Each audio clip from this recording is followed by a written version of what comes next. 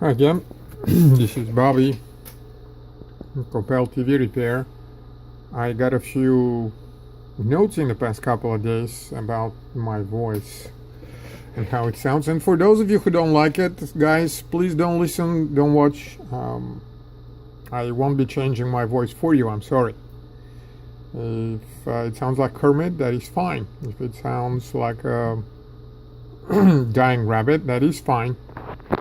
That's the only voice I have, and I'm not going to change it for you. But for the rest of you, I will be talking really briefly today about why I think we will start charging money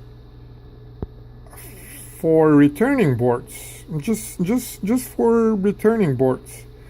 And that instantly made me think about banks and how they charge you for everything. I remember I used to be thinking about why doctors are so always rushing and grumpy, and they don't want to listen to you when you tell them what is wrong and what is not. And when I started working in this business, in previous life I did something different.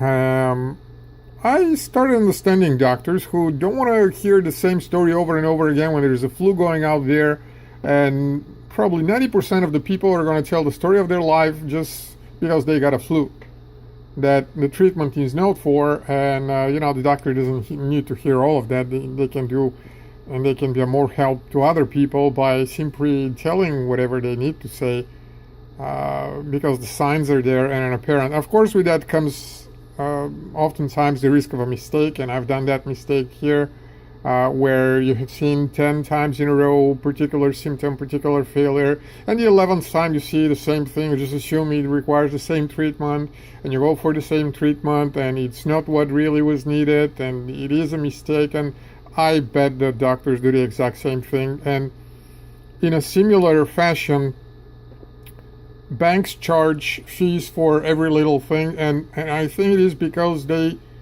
got to a point where they do a lot of some very little and small things. I had to admit it, but I started kind of feeling sympathy for the banks that are dealing with the abuses and repetitive tasks. And no offense meant to everyone, but here's the situation. We offer repair services for boards that have not been worked on, and yet every day we receive boards, usually through eBay, despite of the listing being extremely clear about us not wanting boards that somebody had messed up with. And yet every day we receive at least one board that was worked on before, was messed up, and somebody sends it to us and expects us to fix it at $30, $40, $50 or $60. It doesn't really matter. The price for which a virgin clean board was supposed to be fixed. And here's the problem with it. It takes time. It takes time to unpack that. It takes time to go through all the layers and the multiple scotch tapes.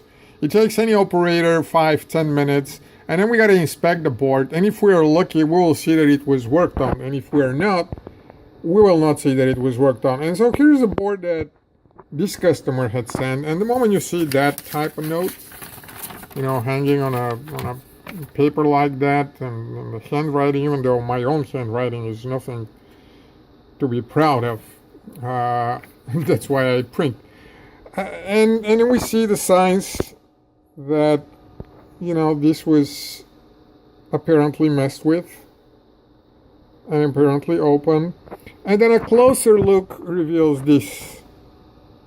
Let me see where it was, because it was really worth seeing. So it is here, where my finger is. Let's try and see if I can focus. Can you see that?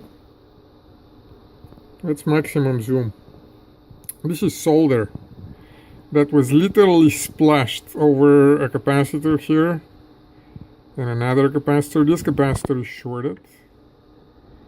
And I don't even want to think what we will find once we leave this. The first tell sign was those two weren't original, but underneath I wouldn't be surprised if we find a ripped processor, ripped tracks when somebody tries to lift all that. several things come to mind. There will be scratches underneath the heatsink from people getting a screwdriver and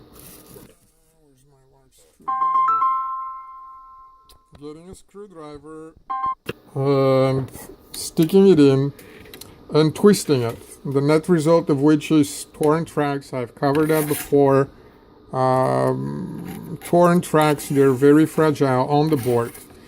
Then when they start lifting that up, because they wouldn't heat the heatsink, and they wouldn't allow the glue between the processor and the heatsink to soften, they may rip the processor. I've seen that multiple times. I have boards somewhere around here that suffer from that. No need to show you. So rip tracks around the edges, possibly rip processor, shorted components here, and we receive at least one daily. Around the holidays and when we have a bigger load, we receive, it's not unheard of for us to get 2, 3, 4 service boards in a row. And if you add the time for that, you will get to almost an hour a day. Okay, let's make it half an hour in wasted. And so I'm thinking that we will start charging money for just handling and returning of those boards. It's going to be something small like $5, $10, whatever the small bank fees that they charge you for seemingly nothing. It's seemingly nothing when it's one in a month, but if you have it every day and if you have a lot of it, it's not nothing, meaning not the charge. We don't want to profit from that. We just don't want to lose money, and we do lose money by having to deal with mess like that. Just minutes ago, I did another. It was an LG board. I put it somewhere here that had also been worked on, and it was badly baked. And I sent a message, and this is why I decided to do that video, because I have 2 boards in a row that lost me 20 minutes. So I lost another 10 making that video, and uploading it. But I will be pointing people to that, and everybody thinks, oh yeah, that doesn't apply to me. Guess what? It may apply to you.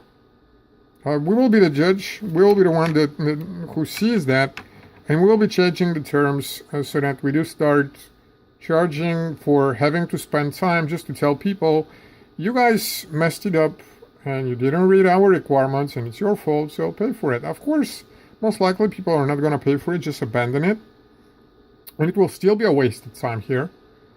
But, well, that's a risk of the profession. There's nothing I can do about it. We can start charging up front. We may start doing that too.